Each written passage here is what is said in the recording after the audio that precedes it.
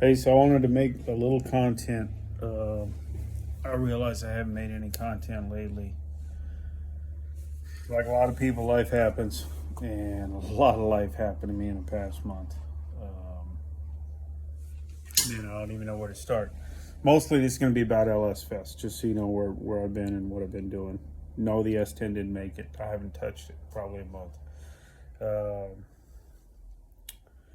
Where to start, man? The Jeep overdrive went out. I had to rebuild the Jeep transmission. I bought another truck. I screwed up that transmission.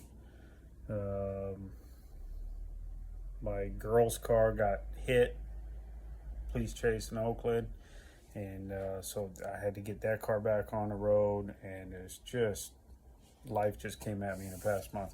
So anyhow, so that's not what this is about. That's just letting you know why the S10 didn't get done, why you guys aren't seeing it running yet. It's still close. I'm still going to get it done. We're still going to go out there and run some good times this year. But I just things happen. That's life.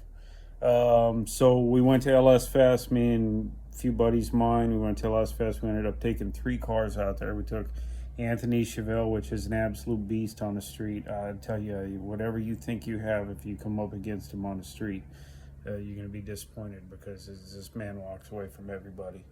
And the track hates us. We've been to the track several times. We were working on launches. We had a really bad cam in that.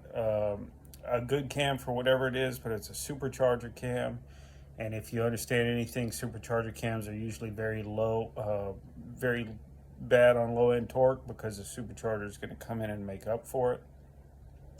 But on a turbo combination, it just didn't work out for us. Always fell on its face. He swapped cams. He's gone to 85. The launching issue from the last 2 years is completely gone.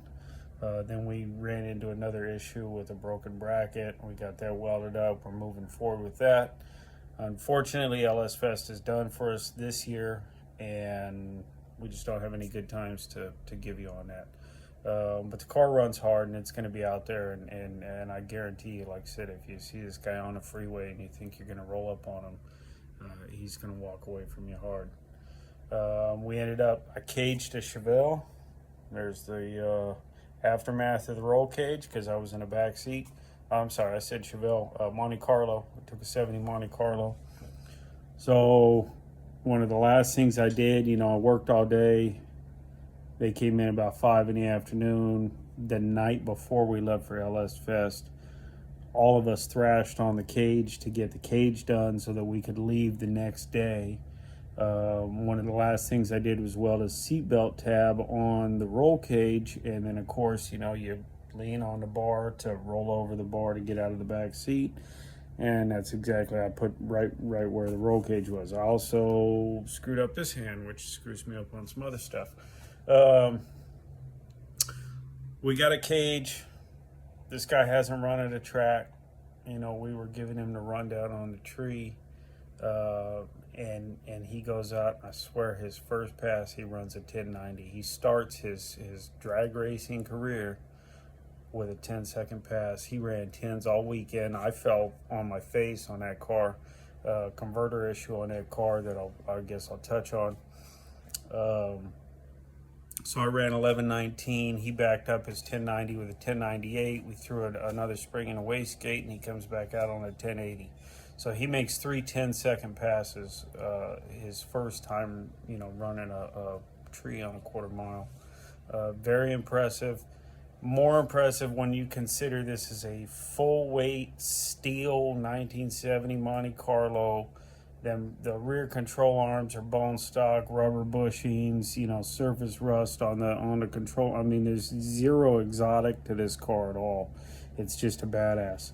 All 3 cars we ended up taking: the Chevelle, the Monte Carlo, and a Nova wagon, which also I have some good stories about. All 3 of them 6-liter cars, nothing stroker, nothing exotic. All of them factory GM blocks, factory GM heads. Some CNC work on the heads, but still stock castings. The wagon was it was a good time. There was some impressive stuff. The Monte Carlo is incredibly impressive.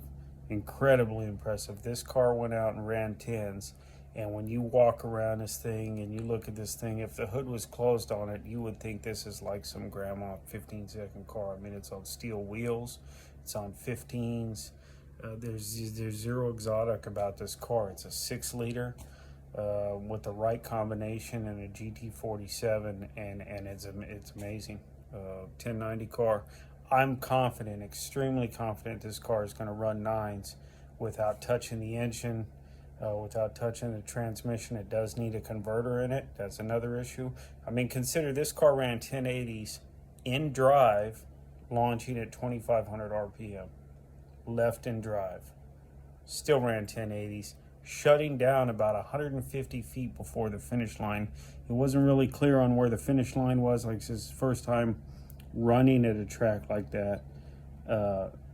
So the 1080 is even more impressive when you consider that wasn't even run full track. He was shut down early.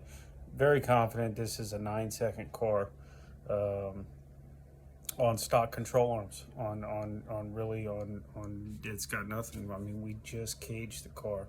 It doesn't have fiberglass bumpers. It doesn't have trans brake. It doesn't have two-step. There's a lot that this car can improve on without going back and changing the engine combo or anything.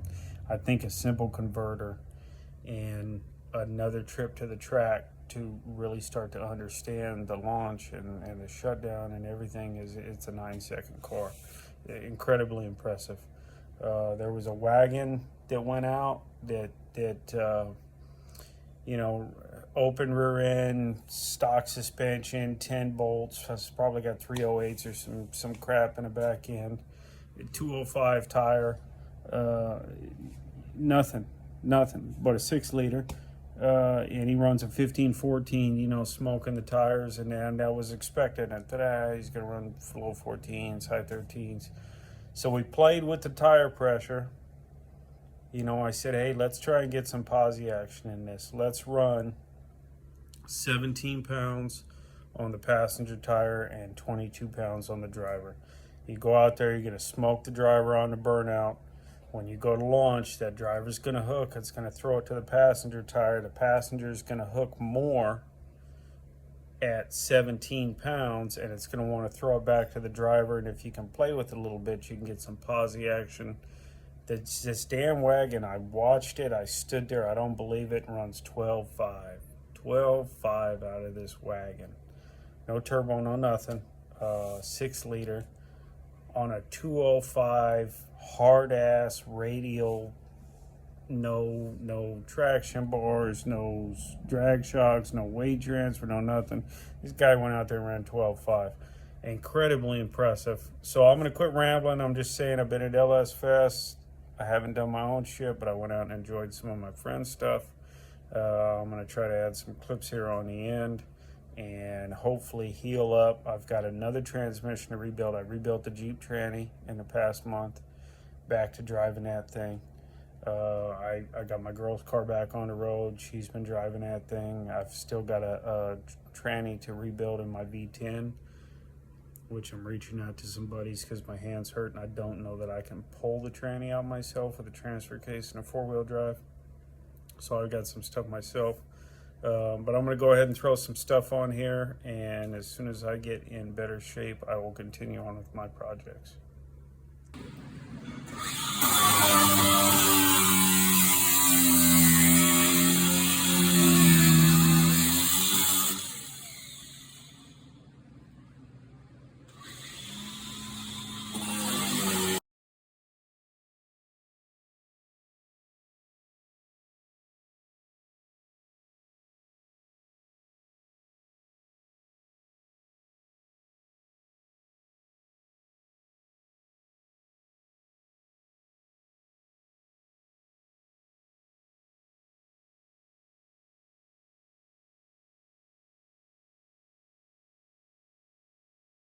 I was doing the burnout. I was like, I don't know, is that enough? Maybe not. Yeah, kept going. So 30 days ago, this car didn't even run.